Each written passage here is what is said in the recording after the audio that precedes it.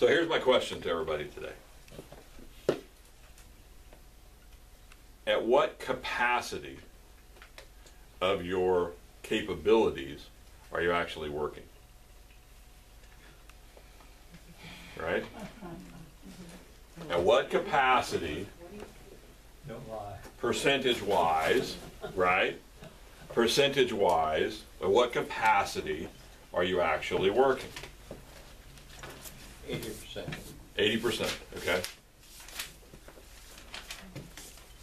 By the looks like this, Joe, I think you're once again, you're always the outlier, man. What have I been doing? What have I been? I've been making a lot of phone calls, I know that. I mean, all week, I've been just on the phone, calling people, past clients. I called like 10 past clients yesterday. Okay, so percentage. Okay, well, I'm not trying to. Oh, I know. I'm just don't saying. know what percentage. I'm just trying to help you get clarity, okay? Because one of the greatest little quotes I've seen lately is there's a great book called Good to Great, and in that book they say that being good is the enemy of being great. And then I saw another one the other day: being busy is the enemy of being productive. Okay? So this is not about the number of hours we work, it's about how productive we are. So I'm at convention last week, right? The REMAX convention. And the last speaker was a guy named Darren Hardy. And Darren Hardy is the publisher of Success Magazine. Okay? And he was talking about, if you've ever read Success Magazine, basically the magazine is a profile every month of somebody really successful.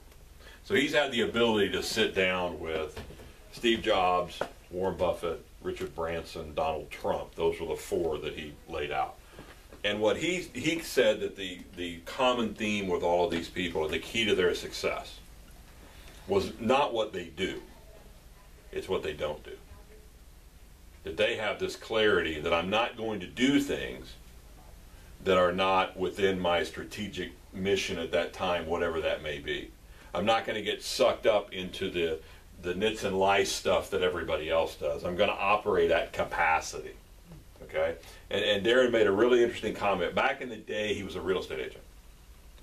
And he got this mindset that if I could just be more productive, right, I would do more, right? I mean, I would just, and then he got to wondering, well, how often am I really productive, right? I mean, like really productive, either writing a piece of business or talking to someone about writing a piece of business, or talking to someone about the possibility of writing a piece of business. Not just talking to people, but talking to people in those three areas. So he got a stopwatch. And every time he was talking to someone, he started the stopwatch. And every time he stopped the stopwatch. Okay? Yeah, only in those three realms, though. We're doing a piece of business, a new piece of business, right? Not processing the piece of business we've already done. We're talking about doing a new piece of business. We're talking about the possibility of a new piece of business we think we might want to do, or I'm finding someone to write a new piece of business. He worked for 14 hours the first day he did it. He said, I was so focused, I wouldn't even talk to people in the hallway, right? I would just, I'm on to the next deal. He said, I made myself never look at the stopwatch. At the end of the day, after 14 hours, guess what the amount of time was that he said that he had spent in those ultra dollar productive, massively leveraged activities was. 14-hour day. 60 minutes. 60 minutes? 2 hours? 2 hours? 15 minutes. 19 minutes and 34 seconds. Oh my goodness. And he said his goal became to get to 45 minutes. If I could spend 45 minutes doing those three things, because he had started to figure out that was the difference in these uber successful people. And he said he got to 45 minutes 3 times.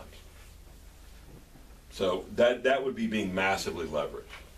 He said that Steve Jobs, which if you've ever read the biography of Steve Jobs, was an incredibly, the reason Apple is because of Steve Jobs and his focus, right?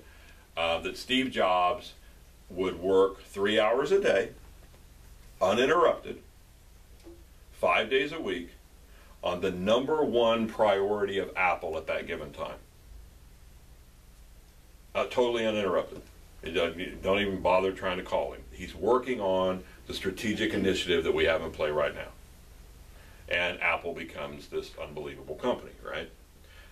He said he tried to get an interview. He tried to get Richard Branson, the Virgin Airlines guy, right?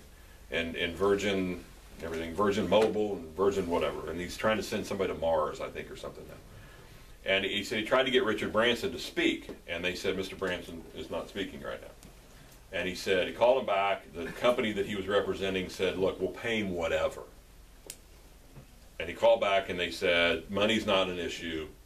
Just whatever he wants to charge, they'll pay him. And they said, you don't understand, Mr. Branson's not speaking to anyone right now.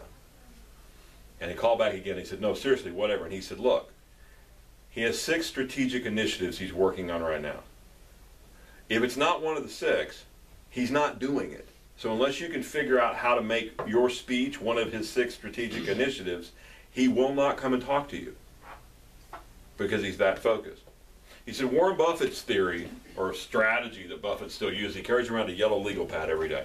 And he made the comment, he goes, now this one you guys can all do. And every time he has a thought, he writes it down on his legal pad. Okay? At the end of the day, he puts the legal pad away. The next day, he gets up and he looks at the legal pad. So far, everybody could do that, right? All these thoughts that we have, we write them all down. That's easy. He looks at the legal pad and he circles the top 3 things for the next day. This is what I now need to work on. These are the top 3 things that I have to work on today, right? And we can all do that. And then he throws the rest of the list away. And he said, and that's the piece people won't do. Yeah. And he said Buffett's theory was always, if I can throw the list away, because if it's a big deal, I'll remember it again and I'll write it down again at some point during the day. And then eventually it will rise up, right? So a lot of what we end up dealing with in this business is junk, right? And we end up everywhere and yet nowhere at the same time. And what any piece that you read about success revolves around being focused, right? Successful people, massively successful people, the ones we build statues to and all that stuff, are just more focused than everybody else. They're really not wired any differently than any of us in the room. They just have this either innate ability to be focused or they put processes in place to force themselves to be focused.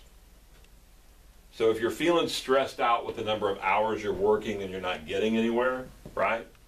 I think what we could, if we really got down to it, we could start looking at the processes that are or are not in place, okay? And if you don't have processes in place, you end up dabbling in a whole lot of different things.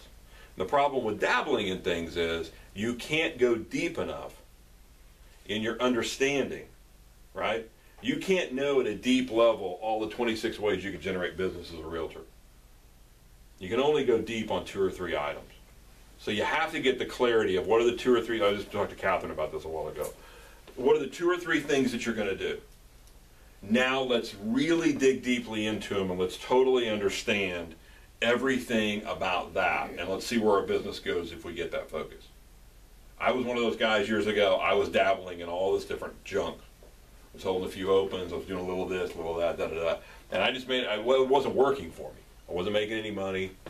And if you're everywhere and nowhere, a lot of times you can gross a lot of money, but when you look at your books at the end of the year, you didn't net anything.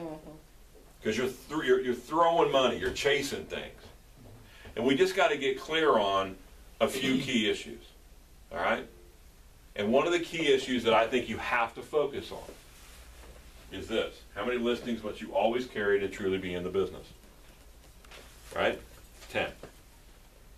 And if you don't have 10 listings right now, at least 10, some of you have more than that, I know that. But if you don't have 10 listings,